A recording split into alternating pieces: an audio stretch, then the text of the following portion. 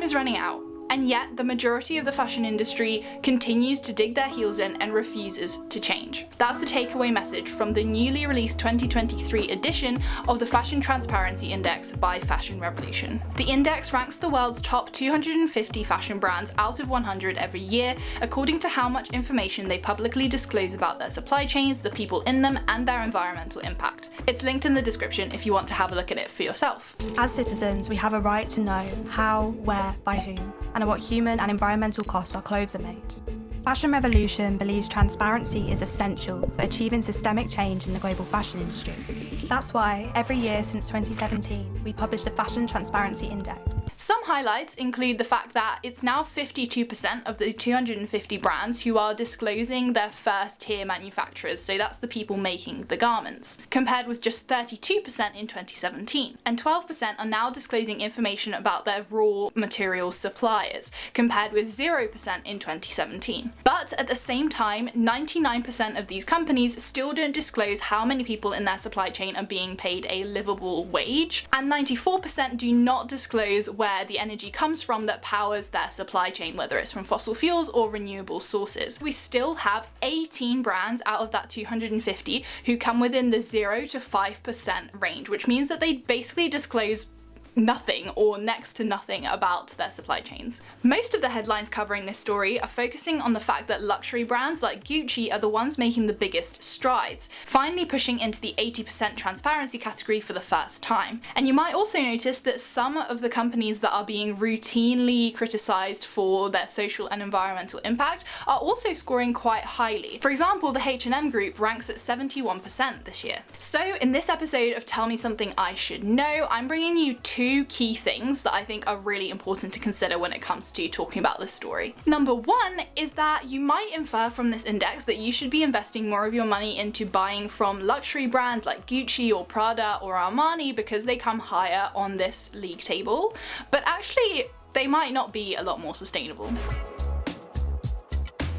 So let's talk a little bit about fast fashion versus luxury fashion. Luxury fashion seems to have better materials, more craftsmanship, and also the pieces are designed for a much longer lifespan than with fast fashion. The fact that luxury items are prized possessions so much more than clothing that we buy from fast fashion brands, and the fact that you look after them more, they're a bigger investment, and you might even pass them down through generations in your family, all of these things contribute to this idea that they're not disposable or they're not single use as we kind of consider fast fashion clothing to be. The price tag on them also means that you'll probably consider a lot more carefully before you buy a luxury item than before buying a £2 top from Shein. So you'll probably want to think a lot more about what you'll want to wear for a really long time, which is in itself a lot more sustainable.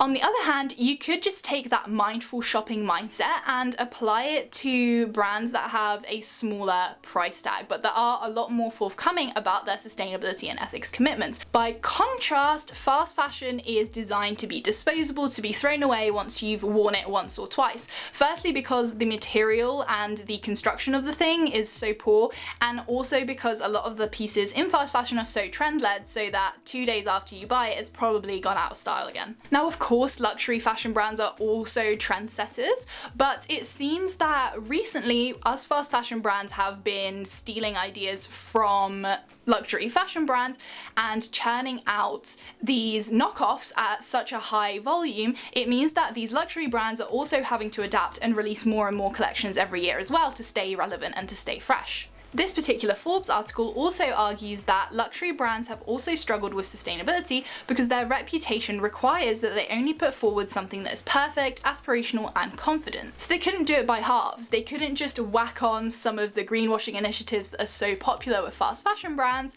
and call it a day, because their customers expect the highest possible standards from them in everything that they do.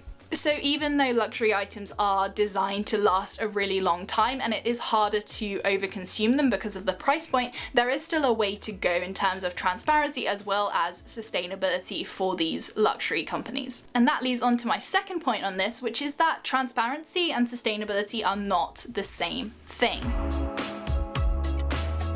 We have to remember that transparency should be the bare minimum, and Fashion Revolution always acknowledge this as well with their Fashion Transparency Index. So in this report they've written, transparency is a first step. It is not radical, but it is necessary. So if a brand starts to get a higher score on this index, that's great because they are disclosing more information, or they are finding out that information to disclose if they didn't already have visibility on it before, but that doesn't actually mean that they're doing anything with that information.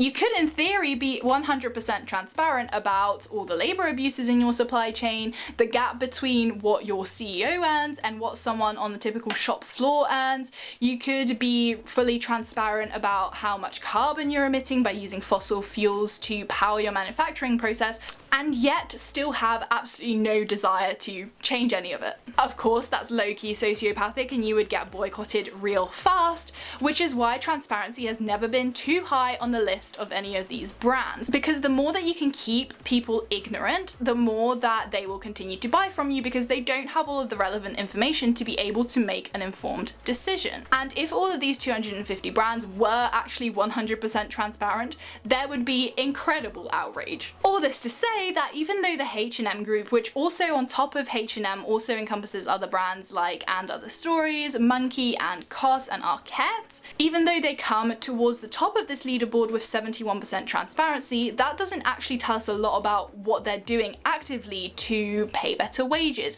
or to not have phony recycling schemes in their shops, which actually just send close to landfill. I have my sights set on H&M for a brand review in the near future, so if that's something that you want to see, let me know in the comments below and hit subscribe so you don't miss it when I go all into the sustainability and ethics details of H&M. As my final point, it's also important to remember that this index only covers the largest brands in the world, and with that kind of growth and scale comes a much larger supply chain, which is much harder to have visibility over, and therefore it's much harder for these brands to have that high level of transparency. It makes it much harder to track, to manage, and to audit all of the different parts. And also the fact that these 250 companies have been able to get to the size that they have, bearing in mind that all of them have an annual turnover of at least $400 million, this size suggests that somewhere along the way they are exploiting people and exploiting the environment for profit. So we would expect smaller companies to be able to be more transparent because their supply chains are smaller and they have more visibility about all the different parts of the process, which is great. And also today we have so many amazing smaller companies and brands